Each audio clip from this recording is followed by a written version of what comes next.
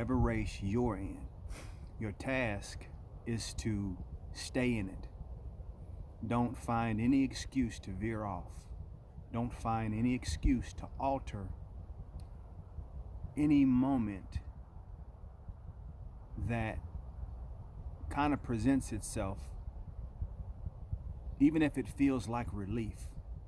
Don't veer off the path of your race. So,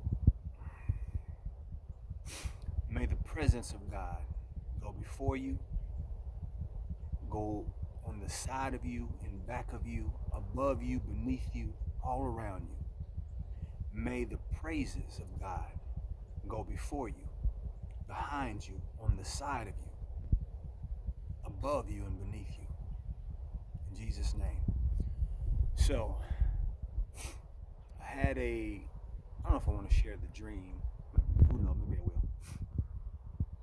But the Lord, I'll just say it this way. The Lord woke me up this morning with a dream. And first I wasn't getting it. And then, well, you know what? I just kind of, as I spoke it out, then I got it. And it's a really great testimony of us all. We all have been on our races. We all have been walking this thing out. We all have been waiting and waiting and waiting for a lot of different things. And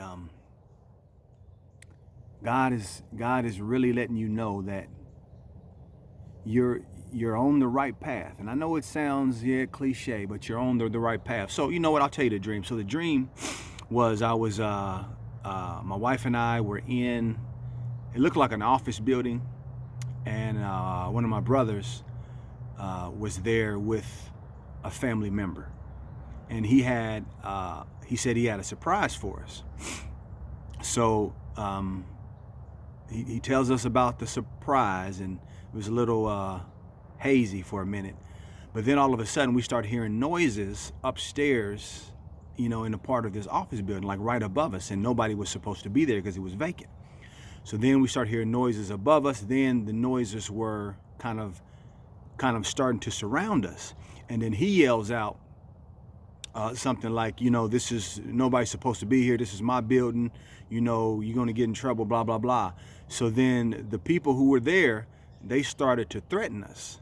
And, and they were coming towards us, and we were like, oh no. So I was trying to figure out how I can get my wife out first. So I wound up telling her to go through this door, and she went, and it wound up being an exit right at the door. So she went, and we could see her through the window outside. So I was like, cool.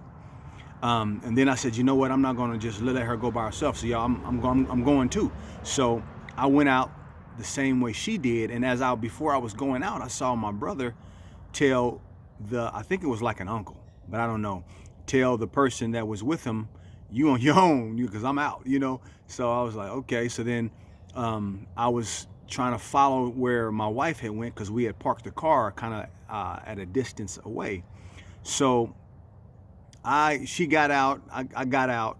I didn't catch up with her, but then my brother, he got out, so he was kind of catching up with me, and we kind of stopped and kind of was breathing a little bit, taking a little breath, and we looked back at the building, and the building has suddenly been leveled. It's been like, I want to say it blew up, but it wasn't any smoke or whatever. So it kind of leveled, and then all we saw was the parking lot and the cars of the thug guys that was there trying to kill us. So all of a sudden, we see these guys pulling out these big machine guns, and they started running towards us. So we started to take off. He ran one direction, I ran another one. And as I was running in the direction that I was going, I was headed into, it seemed like a small patch of field where the grass was really high, and maybe it was like wheat because it was kind of really brown but tall. And I was headed in that grass or the wheat or whatever that was.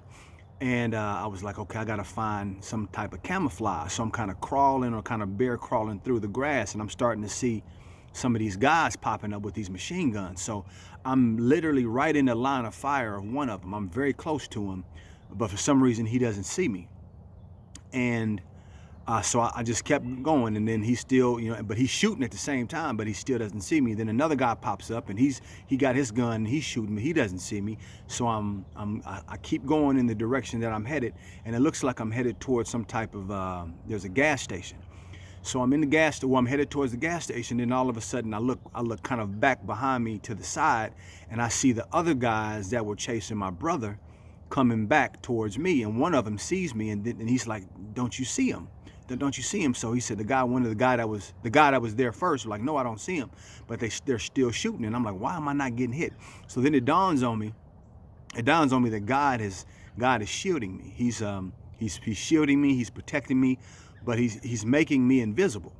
So I started to make my way out of the patch onto the pavement of the gas station. And as I'm there, the guys are just swarming. So they're coming out of the directions of the patches. They were coming. They were literally surrounding me in every direction, coming out of this path onto this pavement of this gas station, I guess. And then all of a sudden, the guys, they turn into allies. They were an enemy, or were they? Okay, let me keep going. They were an enemy, but then they turned into this kind of an ally. But then it turns from an ally to, it almost feels like I've become the authority in the midst of what was once an enemy, which is now become an ally. They were kind of patting my shoulders, and I was kind of, I was kind of touching their shoulders with a kind of endearment thing. You know how you feel like maybe it's a mentor or somebody that you value. They kind of support you. That's what I feel like I was doing to them. But at the same time, they were kind of cheering me on and like, it's happened, it's done, whatever that meant. So then I kind of head towards the direction where my brother was, and I get towards the area and I see him on the ground laying down. I thought he was dead. And then I see all of this blood, on his t-shirt. So then as I'm approaching him, he gets up, and I'm like, "Hey, what's going on? What's all that blood? I thought you was dead." And he says, "Oh, it's not my blood." But nobody got shot. So he took off his t-shirt, and it felt like I was taking off mine too, and he started twirling it, and we just kind of went on. So I was like, "Okay, God, what is this?" Because this is I know it's God, and you know something is being exposed. So I wanted to get on here to tell you, the battle was staged. The battle was staged. You stay on your race, you stay on your path, you stay the course, because what was an enemy really never was an enemy. It was just a character in a play with a mission. And the mission was to see what it's going to take for you to either stay and believe God, or for you to veer off and concede, give in to what was an enemy but was really not an enemy. I don't know who this is for, because it's definitely for me. But God has had you on your race. God has had you on this path. You didn't veer off. You didn't sway away. Now, there are times where we all have, and we've needed support in some way, even if God was wanting us not to, kind of ask for help in certain ways, but maybe we did a little bit.